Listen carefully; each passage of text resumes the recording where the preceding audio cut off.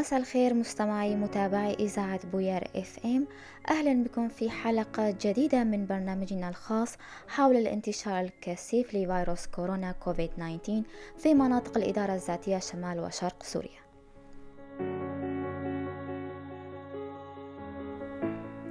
منذ تصنيف فيروس كورونا جائحة عالمية في ربيع العام 2020، ظهرت عدة سلالات متحورة من الفيروس بدت أكثر فتكا وقدرة على الانتشار، ما أطال أمد الوباء في مناطق كثيرة من العالم.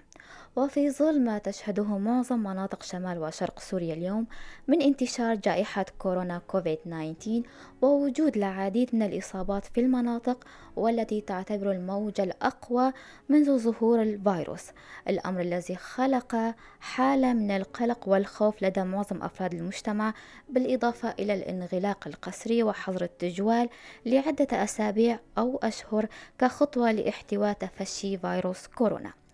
السلالة الجديدة من كورونا، هل هي أكثر عدوى وخطورة؟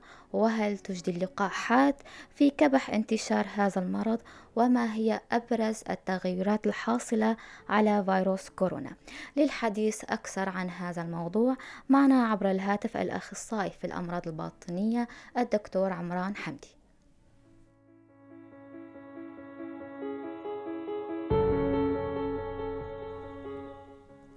مساء الخير دكتور عمران، أهلا بك. أهلا وسهلا بكم وبكل الأخوة المستمعين. أهلا دكتور. بداية، لماذا يقال عن الموجة الثالثة من كورونا بأنها الأشرس، الأقوى، الأخطر منذ ظهور الفيروس؟ شكرا على السؤال. في الواقع الموجة الأولى كانت تقريبا العام الفائت في بداية الربيع، نعم. والموجة الثانية كانت في خريف العام 2020 في حوالي الشهر العاشر، في شهر الحادي عشر و12 وشهر الواحد تقريبا خفت إصابات كورونا بشكل شديد، حتى كانت قليلة حتى أنه نسيناها تقريبا. نعم. ولكن في شهر شباط من هذه السنة والشهر الثالث وهذا الشهر الرابع كانت الموجة الثالثة هي موجة شديدة، هي شديدة من حيث الانتشار والعدوى، ولكن الحمد لله على أنه من ناحية الإصابات الشديدة هي كانت قليلة. فإذا هي من ناحية العدوى هي شديدة والانتشار، أما من ناحية الإصابات الشديدة والإصابات القاتلة أو التي تستدعي دخول المشفى العناية المشددة كانت نسبيا أقل. نعم، أكثر خطورة من حيث الانتشار. دكتور، شو هي أعراض الموجة الثالثة من فيروس كورونا كوفيد 19، وما الفرق بين الموجة الأولى والثانية والموجة الثالثة من شكرا. في حيث الواقع الأعراض؟ نعم. الموجة الثالثة هي تقريبا الفيروس هو نفس الفيروس، أحيانا حسب المعلومات الطبية من منظمة الصحة العالمية أن هناك بعض الطفرات أو التبدلات أو التحورات في الفيروس، هي عبارة عن طفرات خفيفة تشمل جزء خفيف من السبايك، من النتوءات الشوكية للفيروس، عبارة عن عدة حموض أمينية. هلا نعم. بنحكي بعدين عن الفيروس الهندي. نحن الفيروس عندنا بمناطقنا عباره عن كان في نوع من التحور الخفيف، والاصابه هي تقريبا مشابهه للاصابات القديمه. بشكل عام الاعراض هي نفس الاعراض، ولكن الملفت في هذا الموضوع انه كانت هناك نسبه بالاصابات الهضميه، يعني كان في عندنا نسبه من الناس اللي عندهم اقياء او اسهال. بشكل عام اريد ملاحظه وحيده بس اوجهها للاخوه المستمعين، على انه اغلب الاعراض عندما تبدا عند مريض، اغلب المرضى يعني ما يفكرون بموضوع الكورونا، يحاولوا قدر الامكان يستبعدوا عن كورونا، بيقول لك معي تيفو، معي حمى مالطيه، معي قريب.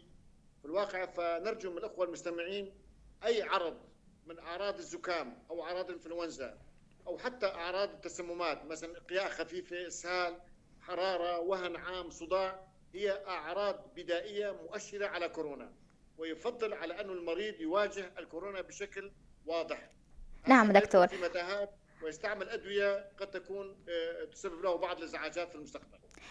دكتور، يا ترى ليش الناس عم تستبعد فكرة كورونا؟ من الخوف أو عدم الوعي؟ في الواقع هو ليس وعي، أتصور على أنه بشكل عام يعني مفهوم الكورونا إلى حد ما بسبل الإذاعة والتلفزيونات من قبلكم ومن كل وسائل العالم صارت معروفة عند الجميع، ولكن نعم. المشكلة مواجهة المرض تحتاج الى نوع من المعنويات. في خوف من موضوع الكورونا.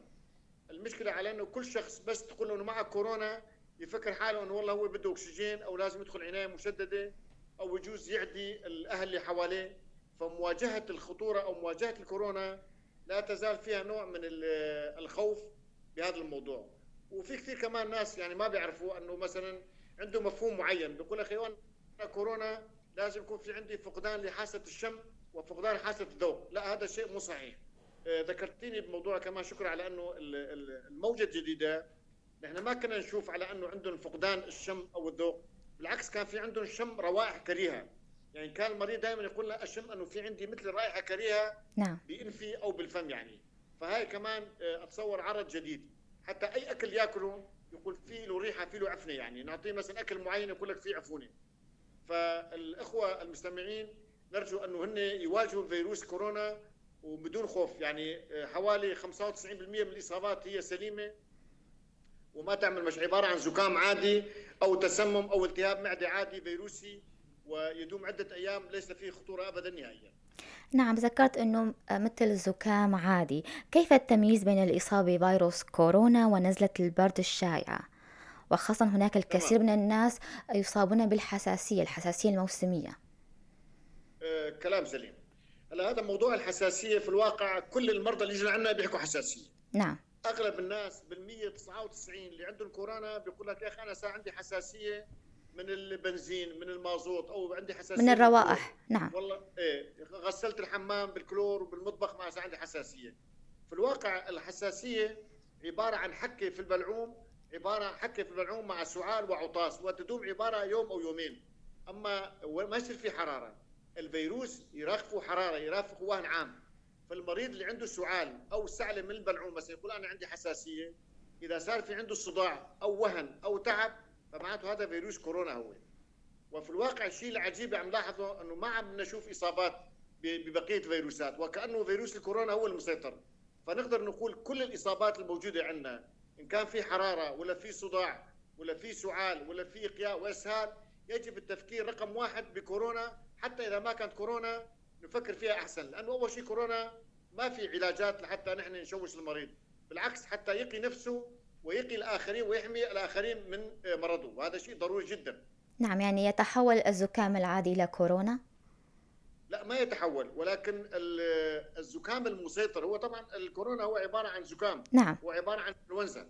يعني لك كثير ناس عم يقولوا دكتور انا معي زكام، مضبوط معك زكام، يعني هو عباره الكورونا هو عباره عن فيروس انفلونزا، ولكن هذا الفيروس هو له طبيعه خاصه، يعني جسم الانسان لم يتعرف عليه. ليش ما يتعرف عليه؟ لانه هو فيروس جديد، يعني هو عباره عن جيل جديد من الفيروسات كورونا. فيروس الكورونا بالتعريف هو كل شيء فيروس انفلونزا ينتقل ما بين الحيوان والانسان، فهو فيروس حيواني، هو فيروس خفاش. اما عندما انتقل الانسان فالانسان شاف انه هذا الفيروس غريب عليه، غريب على الجهاز المناعي. يعني الجهاز المناعي لم يتعرف على هذا الفيروس ويسموه بفيروس انفلونزا كورونا بيتا، هو جديد على البشريه. ومن هنا تاتي الاصابات الشديده. الاصابه الشديده تجي مو من الانسان والله عنده مناعه قليله او مناعه خفيفه او مناعه مو شديده. نعم. هو عباره عن الفيروس عندما يدخل الجسم فالجسم يشاهد هذا الفيروس كانه غريب، فيحدث نوع من التحفز المناعي الشديد. هو عباره عن يصير فرط مناعه، يعني يصير عنده نسميه نحن بسايتوكين ستورم، يصير بعاصفه من المناعه. فهذه المناعه الشديده تجاه هذا الفيروس الغريب هو الذي يؤدي الى هذه المشاكل. مثل كانه انت عم تشوف شخص بحياتك ما انك شايفه، يعني اول مره تشوف هذا الشخص فيكون ارتكاسك مختلف ما بين شخص واخر. فالارتكاس تجاه هذا الفيروس الغريب هو اللي يؤدي الى الشكل الخطير من كورونا. نعم، الموجة الثالثة دكتور، من هم الأكثر عرضة بالإصابة بفيروس كورونا المستجد؟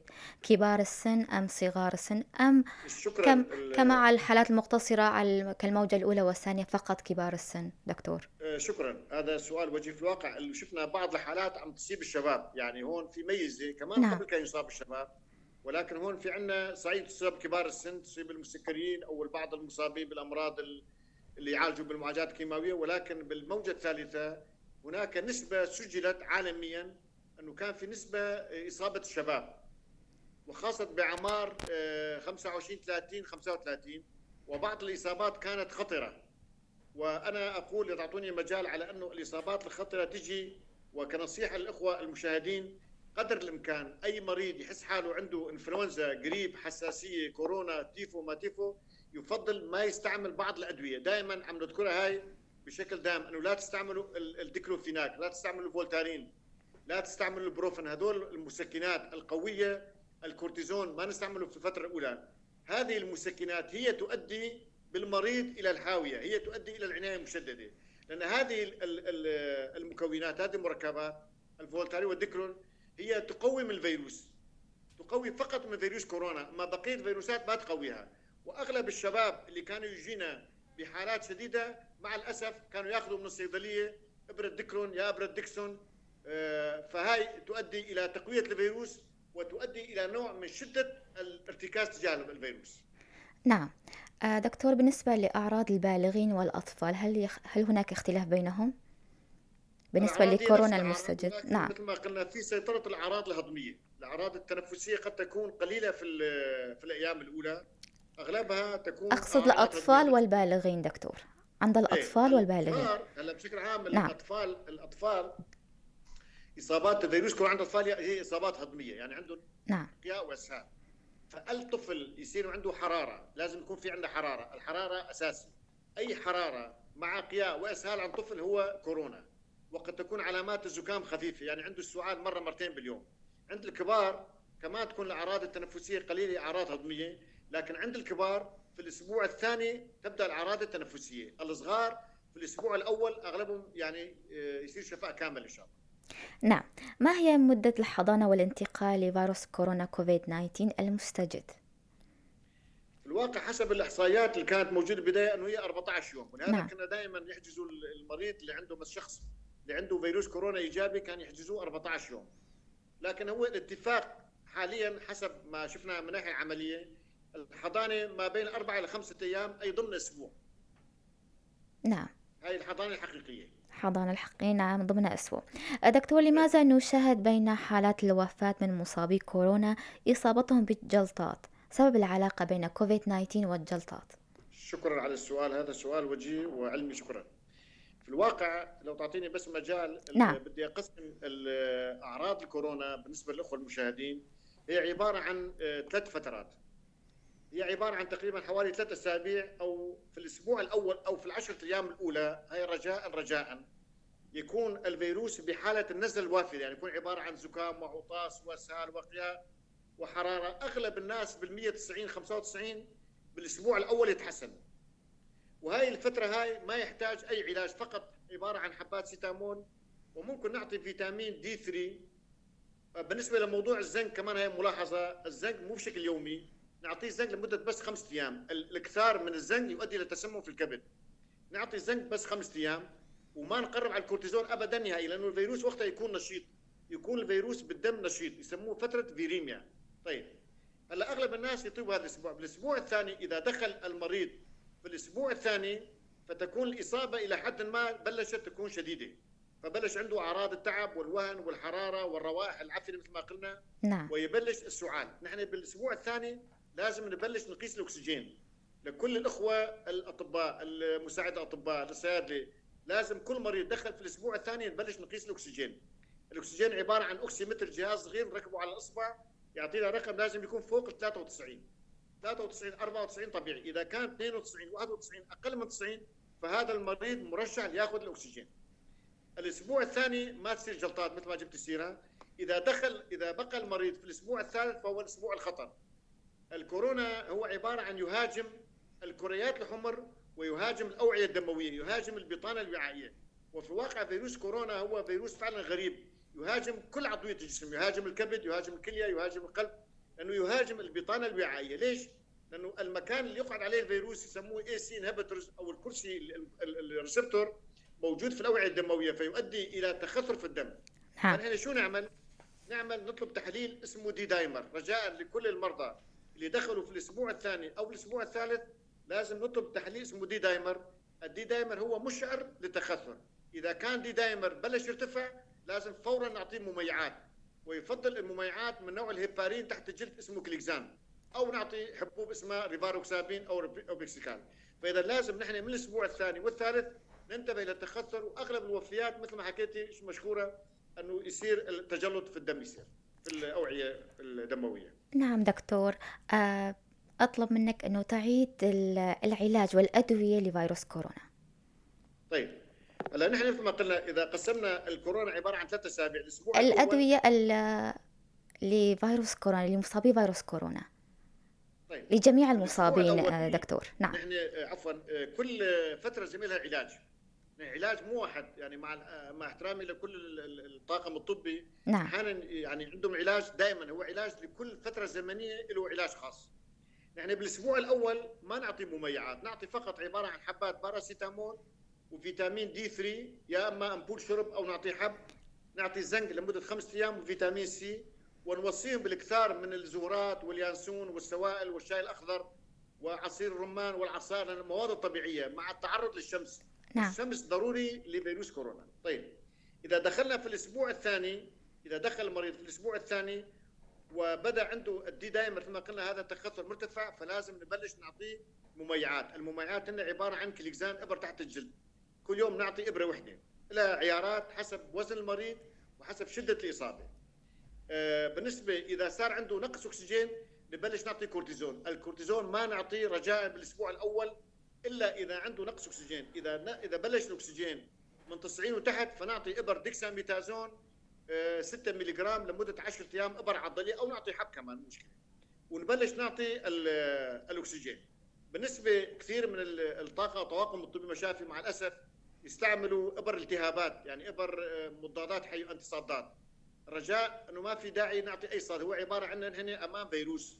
الفيروس ما في له حاليا اي مضاد انتي فيرال. في بعض تقصد الزملاء كانوا يستعملوا دكتور، بعض تقصد المضادات المضادات الفيروسيه. الحيوية غير فعالة لعلاج كوفيد 19؟ لا، المضادات الحيويه لا نعطيها. المضادات الحيويه نوعين، هلا عندنا مضادات الفيروسات نعم. وعندنا مضادات البكتيريا. المضادات الفيروسات حتى الان ليس هناك مضاد فيروسي يفيد كورونا. في مركب اللي نزل على السوق اسمه فافي بيرافين، هو عباره عن كان يستعمل لانفلونزا الخنازير وانفلونزا الطيور. نعم. مع الاسف كثير من الناس اخذوه وجرعات كبيره ياخذوا، يعني يوميا ياخذ 8 حبات الصبح 8 حبات المساء. رجاء هذا ما يفيد ابدا نهائيا، وليس مذكور في الارشادات الطبيه الاوروبيه والامريكيه. بعض المدارس خاصه، ولكن يفضل عدم اعطائه لانه غير مفيد وغير مجدي. ثانيا، المضادات البكتيريا ما نعطيها لمريض الكورونا الا اذا كان المريض عنده مثلا اشتباه انه عنده بكتيريا اضافيه، له تحليل نعمل اسمه بروكالسيتونين. اذا طلع البروكالسيتونين ايجابي نعطي معاه مضادات حيويه اي صادات. اما اغلبهم يطلعوا نيجاتيف ما في داعي، فنعطي فقط الاكسجين والمميعات والدكساميتازون، غير هذول ما يفيدوا شيء. نعم. دكتور عمران، راح ناخذ فاصل صغير ونرجع. معلش.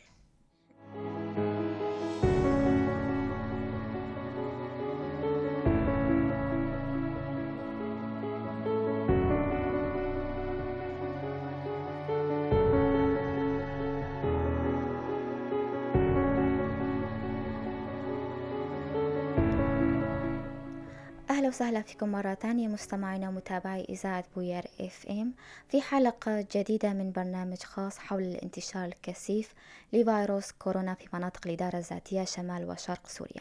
معنا عبر الهاتف الأخصائي في الأمراض الباطنية دكتور عمران حمدي. أهلا وسهلا فيك مرة تانية دكتور عمران. اهلا بكم. دكتور، حكينا قبل الفاصل عن الأدوية وعلاجات لمصابي فيروس كورونا. ما هي آثار فيروس كورونا بعد شفاء المصاب بالفيروس؟ شكرا. في الواقع انه كنا متوقعين انه فيروس كورونا يكون مثل بقيه الفيروسات ما يعطي اثار، بس نعم. الواقع انه اكثر المرضى بعد ما يتحسنوا من الفيروس تبقى عندهم اثار قد تستمر حوالي شهر او شهرين او 3 اشهر. ان اغلبهم يصيبوا ببعض الحالات النفسيه العصابيه، يعني يصير عندهم اكتئاب او عندهم يصير نوع من القلق. اتصور هو يجوز يكون يا اما سبب انه يصاب الفيروس للجمله العصبيه، او قد يكون عندهم اضطرابات نفسيه، خوف من الخطر اللي هن صار فيه. واحيانا بعض الناس تظهر عندهم بعض الامور، مثلا في كثير ناس منا اللي كان عندهم سكري مثلا وراثي يؤدي الى اظهار السكر، او احيانا يصير عندهم التهاب غده درقيه. كثير مرضى كانوا يجونا نعم. يصير عندهم بعد ما يتحسنوا من كورونا يصير عندهم التهاب الغده الدرقيه، احيانا كان يجيبوا سيره العقم، ما في هيك شيء، عقم مع عقم ما في شيء، لكن هي اصابات جمله عصبيه، اكتئاب، اضطرابات نفسيه، والتهاب بالغده الدرقيه، وقد يبدو يظهر علامات السكري. فهاي النقاط الثلاثه الاربعه لازم ناخذها بعين الاعتبار، ونراقب المريض لفتره طويله.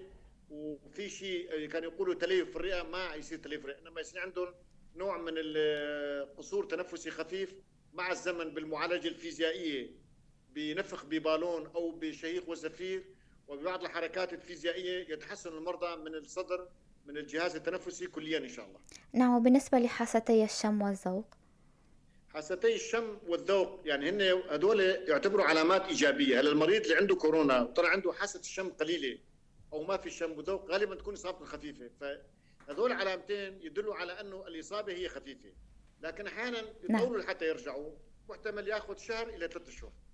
هذول بس رجاء، كثير ناس يسالوا على على دواء، ما له علاج هذول، يعني ما في دواء. في بعض البخاخات بس ما تصور تكون هي مفيده، هي بشكل طبيعي ترجع. هو السبب يكون عندنا نوع من اصابه الفيروس للجمله العصبيه المركزيه، يكون كمان مصاب للعصب الشمي او عصب الذوق. فهذول مع الزمن يتحسنوا، وممكن ان نمارس بعض العلاجات الفيزيائيه بشم الروائح، بشم مثلا باطعمه معينه، اما علاج ما لهم، وهن عباره عن نقاط ايجابيه. نعم. هل يمكن للأشخاص الذين يتعافون من فيروس كوفيد-19 أن يصابوا مرة أخرى؟ هل يتكرر الإصابة؟ شكرا. المناعه بفيروس كورونا حسب المعلومات من منظمه الصحه العالميه تمتد من 3 اشهر ل 6 اشهر. فاغلب الناس اللي بعد 6 اشهر هذول نحن نعمل لهم عاده في تحليل، نعمله اسمه اضداد انتي كوفيد، نعمل اضداد اي جي جي واي جي ام. حسب كمان ملاحظاتنا العاديه انه هذول بعد 6 اشهر بيغيبوا من الدم، فغالبا ممكن يصابوا اذا تعرضوا لاصابه، اصابه ثانيه وارد. وفي كثير ناس شفناهم كمان تعرضوا لاصابه ثانيه، لكن بقناعتي تكون الاصابه الثانيه تكون اخف. ليش؟ لانه الجمله الجهاز المناعي يكون تعرف على الفيروس، فراح تكون الاصابه الثانيه تكون خفيفه، الا لا سمح الله اذا في هناك بعض الاشكال السلالات الجديده من كورونا فقد تؤدي الى اصابات قد تكون خطر ايضا. ومن هون نبدو يعني يفضل المناعه. وكمان ملاحظه، اذا كان مريض اخذ لقاح، حتى اذا كان مصاب يكون احسن، لحتى يصير عنده نوع من ترتيب الجهاز المناعي. نعم. دكتور، ذكرت عن اللقاح، ما مدى تأثير اللقاحات مع السلالة الجديدة المتحورة، وهل تجدي في كبح انتشار هذا المرض؟ طيب شكرا. ما دام دخلنا بموضوع اللقاحات، ارجو من كل المستمعين انه ما يخافوا من اللقاح. في خوف بين المجتمع، نعم. يعني نسبة الناس اللي عم يرفضوا اللقاح هو أكثر مع الأسف من الناس اللي اللي بدون لقاح. اللقاح ما في عليه أي خطورة أبدا نهائيا. كلام أنه اللقاح يعمل جلطة وما جلطة، هذا الكلام ليس له أساس علمي. الإحصائيات التي أجرت على أسترازينيكا وعلى جانسون واللقاح الصيني والروسي، جلطات خفيفة، 1 من 1,000,000 أو من 2,000,000 لا يشكل شيء. الأفضل الكل يأخذ لقاح، وكل شخص توفر له لقاح، خاصة كبار العمر اللي عندهم معالجات، اللي عندهم سكري، اللي عندهم مثلا عندهم امراض قلبيه. فالافضل انا نصيحتي ياخذوا بدون تردد. اللقاح وظيفته عباره عن ترتيب الجهاز المناعي، والسلالات الجديده بالنسبه للقاحات هي تعطي مناعه. صحيح المناعه ما تكون هي نسبه مئويه 85 90%، لكن تكون هناك في نسبه من التجاوب يكون جيد. حاليا هناك عمل لايجاد لقاح يغطي حتى السلالات الجديده. فاذا نعم. اللقاح افضل من عدم اخذه. حتى المريض الذي اصيب يفضل ياخذ، حتى اذا كان نسبته مثلا 60% من التجاوب، معلش يفيد ولا يضر يعني. نعم. السلالة الجديدة الهندية، هل سيكون التعامل معها من حيث الأدوية والعلاج كالسلالة القديمة؟ السلاله الهنديه الجديده اللي هي عباره عن ثلاثيه الطفره، يعني هي نعم. اسمها بي 1617. هي في الواقع يبدو انه في نوع من قوه الفيروس، في نوع من فوعه الفيروس اشد. واللقاح بشكل عام وجد على انه قد تكون مفعولها تقريبا اقل، تقريبا حوالي 35% الى حوالي 65%. نعم. ولكن يفضل اعطاء اللقاح. وهذا الشكل الجديد هو شكل خطر، ولازم نعمل حسابنا على انه الفيروسات قد تظهر فيها، الكورونا تظهر فيها سلالات تكون اخطر من الهنديه. السبب هو شده الانتشار. نحن نحاول قدر الامكان نحاول قدر الامكان نقيد التعليمات الطبيه لمنع انتشار الفيروس. كل ما ينتشر الفيروس تطلع سلالات جديده، وكل ما تطلع سلالات تكون سلالات تكون اقوى. ليش؟ عم يصير تغير بالجينات الفيروس. فالافضل نعمل كل شيء، ناخذ اللقاح، نعمل تباعد اجتماعي، نحط الكمامه. نعم. مهما حاولنا قدر الامكان نقيد من الفيروس يكون احسن، لحتى ما تطلع عندنا سلالات جديده. نعم. السلالات الجديده سببها الفوضى، سببها الاهمال للتعليمات الطبيه، سببها عدم اخذ اللقاح. نعم. دكتور، هل سيساهم ارتفاع درجات الحرارة ودخولنا فصل الصيف من شدة الانتشار أو القضاء على الفيروس في الأيام القادمة؟ والله مع الاسف على انه يبدو انه فيروس كورونا ليس له علاقه بموضوع درجات الحراره. بشكل عام الظروف الجويه هي ضروريه بالفيروسات وبالموجات الفيروسات.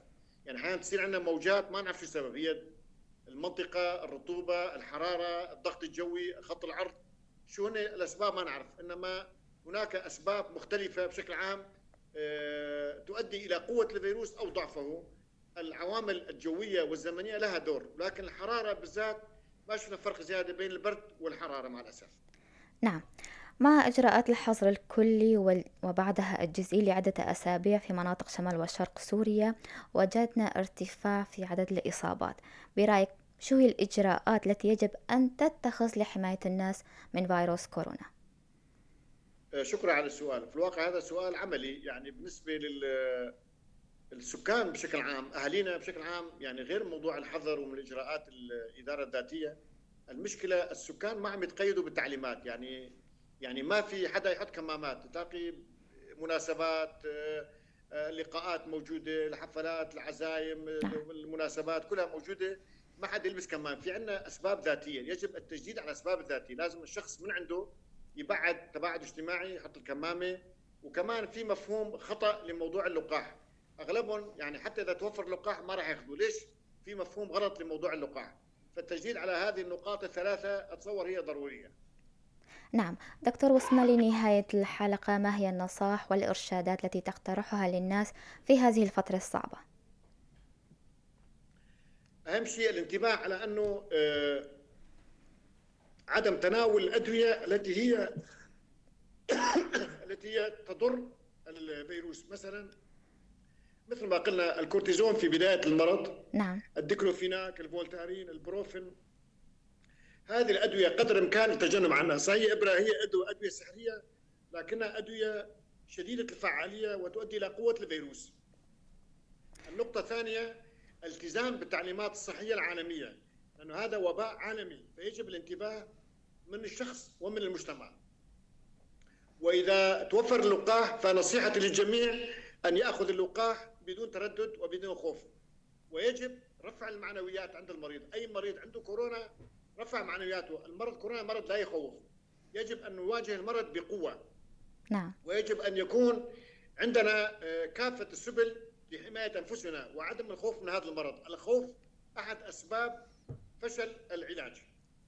نعم. شكرا لك دكتور عمران على هذه المعلومات والنصائح. يا رب. وصلنا لنهاية حلقتنا من برنامج خاص حول الانتشار الكثيف لفيروس كورونا كوفيد 19 في مناطق الإدارة الذاتية شمال وشرق سوريا. أشكر ضيفي عبر الهاتف الأخصائي في الأمراض الباطنية الدكتور عمران حمدي، وكل الشكر لكم مستمعينا على حسن الإصغاء. إلى اللقاء.